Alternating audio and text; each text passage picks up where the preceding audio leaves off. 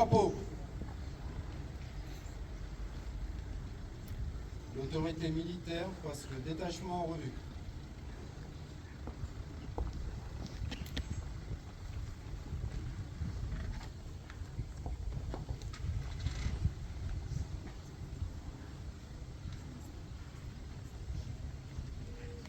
Opposé, arme, repos. Garde à vous. Présentez, arme. Ouvrez le banc.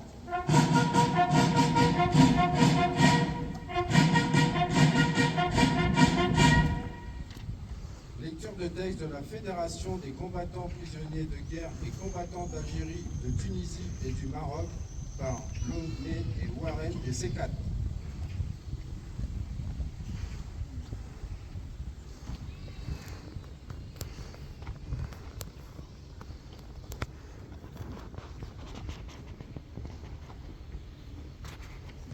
Le 8 mai 1945, il y a 81 ans, à Reims et à Berlin, l'armée de l'Allemagne nazie capitulait sans condition, la France étant présente aux côtés des alliés britanniques, américains et soviétiques. La barbarie nazie enfin vaincue, les peuples d'Europe retrouvaient leur liberté et leur souveraineté. Le 8 mai 1945 portait un espoir de paix. Or, nous assistons aujourd'hui à la banalisation d'idées qui nous ont amenés aux abominations de la Deuxième Guerre mondiale. Au mépris des enseignements du passé, fanatisme religieux, terrorisme, réveil des nationalismes, retour des empires et retour de la guerre aux quatre coins du monde nous rappellent que la paix et la liberté ne sont jamais définitivement acquises. De même, un nouvel ordre mondial voudrait s'imposer à la place de celui né en 1945.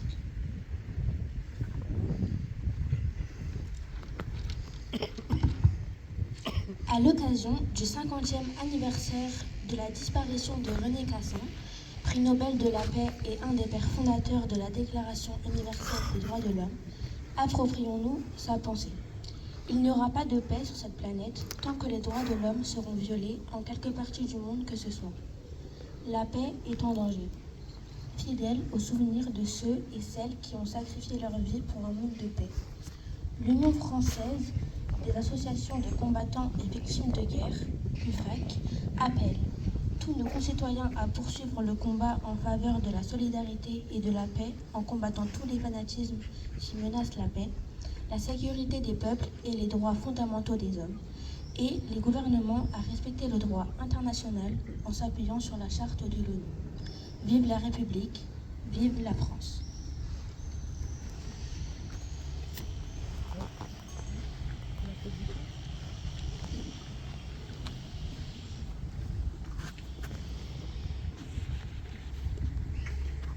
Lecture du message de Madame Catherine Vautrin, ministre des Armées et des Anciens Combattants, Alice Ruffo, ministre déléguée auprès des Armées et des Anciens Combattants, par Monsieur Arnaud Quignou, sous-préfet chargé de mission auprès du préfet de l'Oise, chargé de la politique de la ville.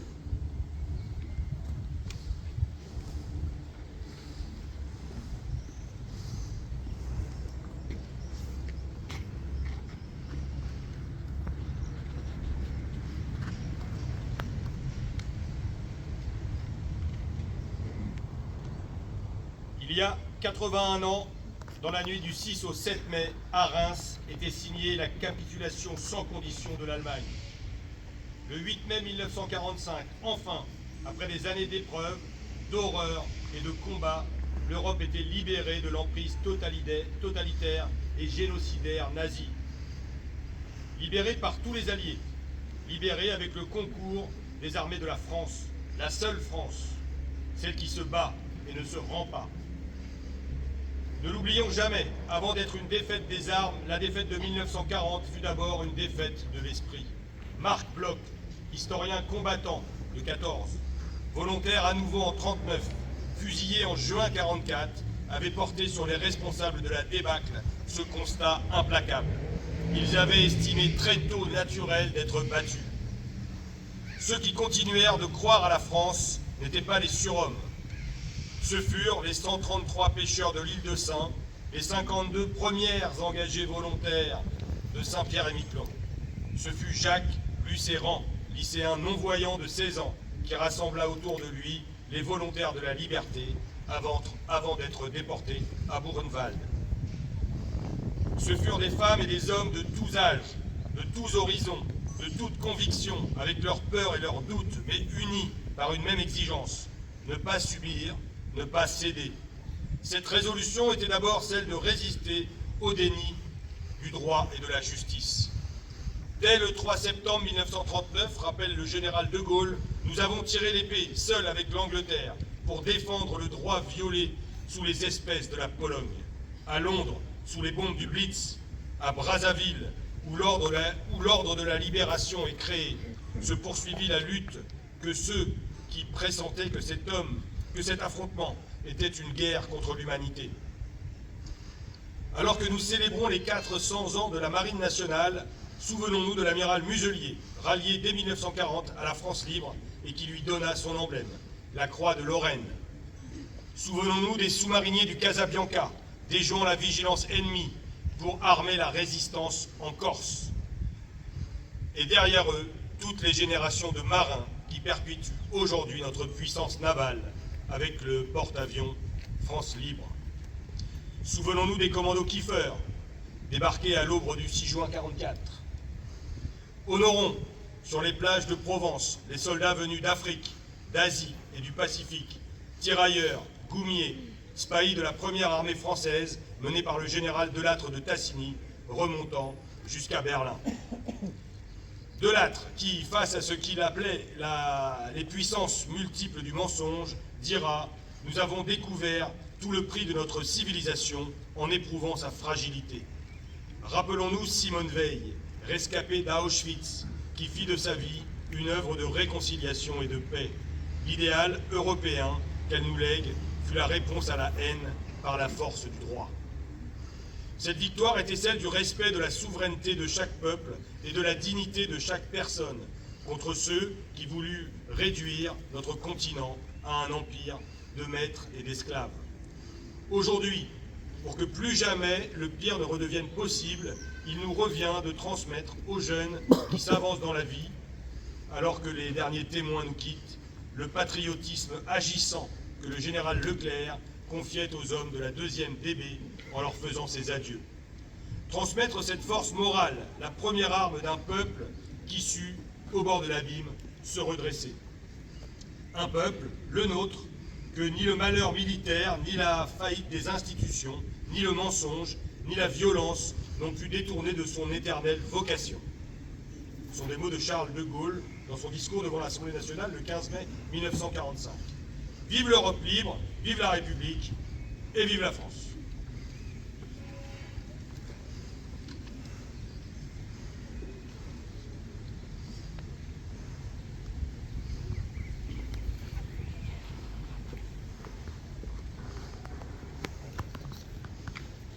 Fermez le banc.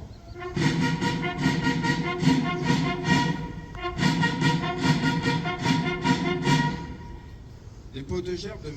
Jordan Aliotti, représentant l'ACPG CATM, du lieutenant Emmanuel Delachapelle, représentant le commandant Martin Copin, chef du centre de secours, du commandant divisionnaire Anne-Sophie Serret, représentant le commissaire Sébastien Chelvet, du commissariat de la police nationale de Creil, du commandant KRL, représentant le colonel Thomas Bardin, commandant dans la base de défense Creil-Senlis,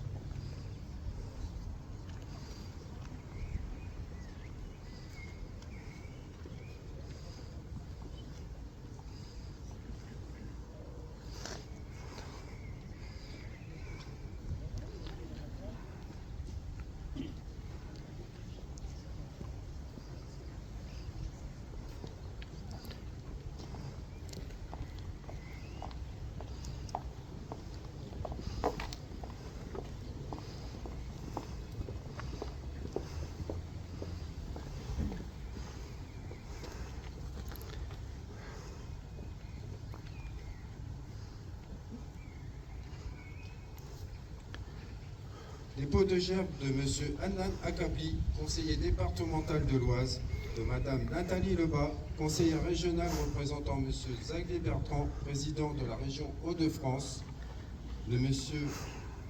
Abdelaziz Rifi Saïdi, premier adjoint au maire de Creil, de M. Omar Yacob, maire de Creil, président de l'agglomération Creil-Sud-Oise.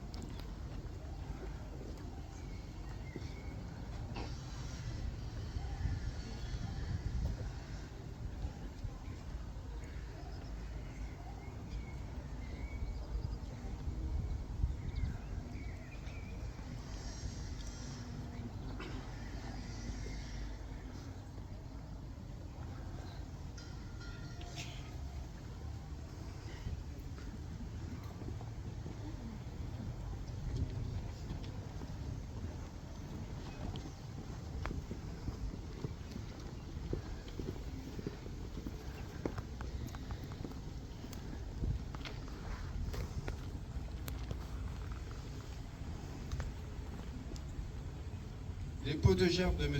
Arnaud Quignou, sous-préfet chargé de mission auprès du préfet de l'Oise, chargé de la politique de la ville.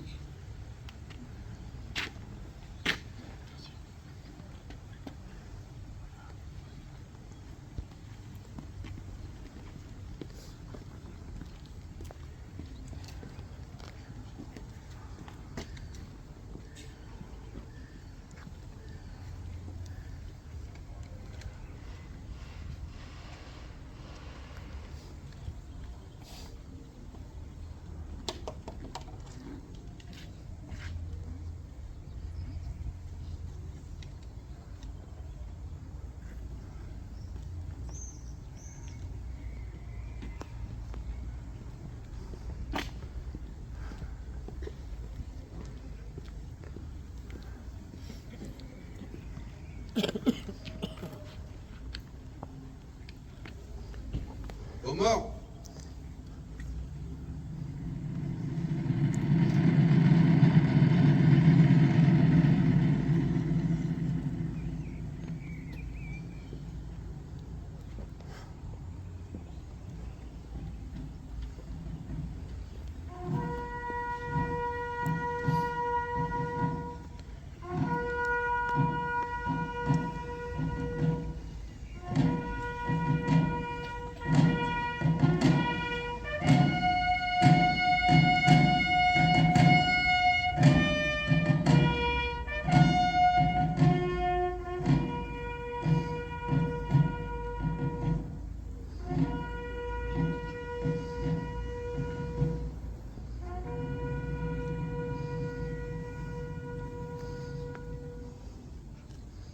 Mesdames, Messieurs, veuillez observer une minute de silence à la mémoire de nos morts.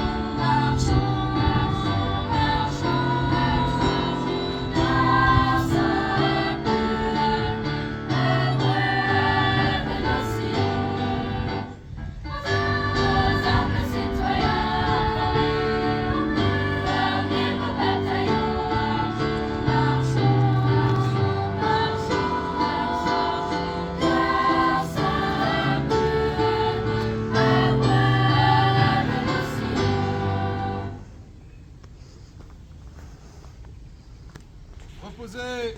Armes. Repos. Garde à vous. Présentez. Armes. Revue des drapeaux par les autorités.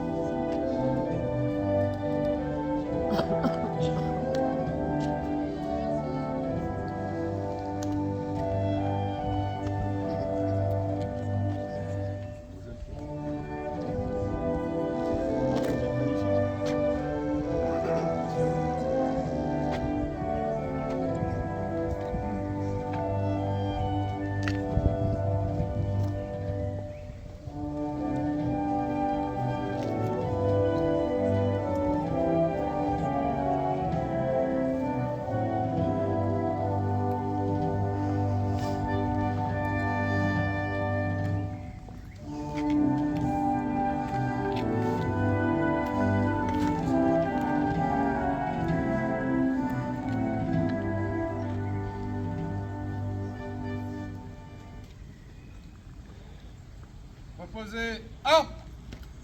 Repos. Mesdames, Messieurs, la cérémonie est terminée. Monsieur Omar Yacob, maire de Creil, vous remercie et vous invite à rejoindre l'hôtel de ville pour un discours et le pot de l'amitié.